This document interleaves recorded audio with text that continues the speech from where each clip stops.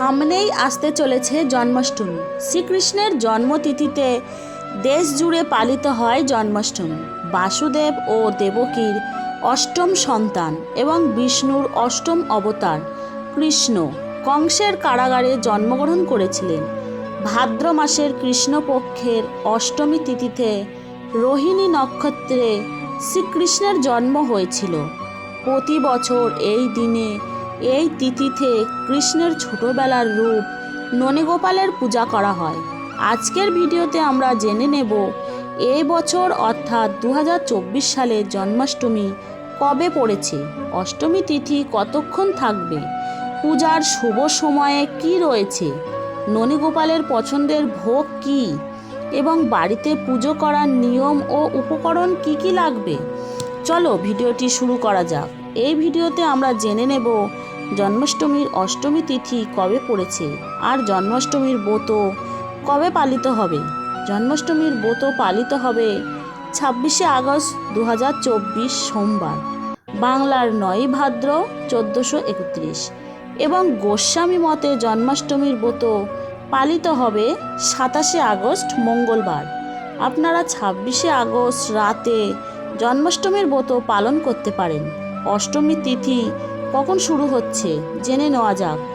ভাদ্র মাসের কৃষ্ণপক্ষে অষ্টমী তিথি শুরু হচ্ছে 26শে আগস্ট 2024, বাংলার 9ই ভাদ্র 1431 দিবা 8টা 35 মিনিট থেকে আর থাকবে পরের দিন 27শে আগস্ট মঙ্গলবার দিবা 6টা 47 মিনিট পর্যন্ত।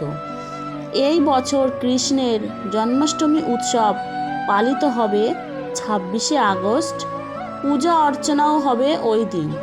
সন্তান লাভের ইচ্ছায় আপনি যদি ভগবান গোপালের পূজা করেন তাহলে আপনার সেই ইচ্ছা অবশ্যই পূর্ণ হবে।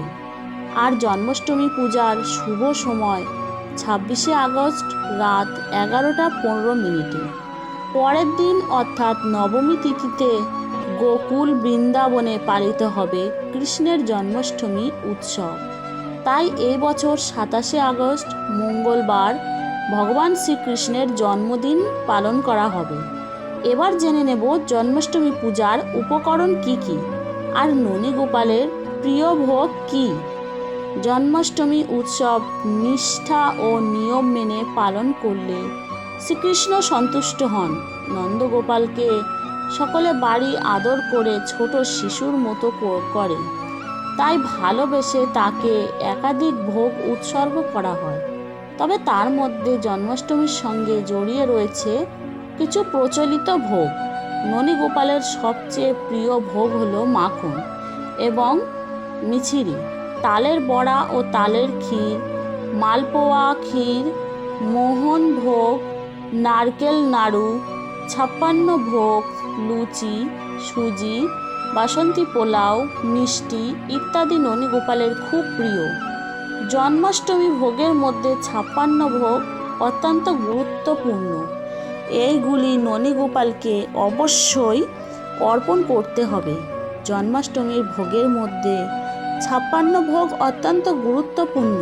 এই 56 রকমের নদীদের সঙ্গে জড়িয়ে আছে নানা পৌরাণিক কাহিনী। নিয়ম অনুসারে 56 ভোগ থাকে 16 রকমের। জলখাবার 20টি মিষ্টি এবং 20 ধরনের শুকনো ফল।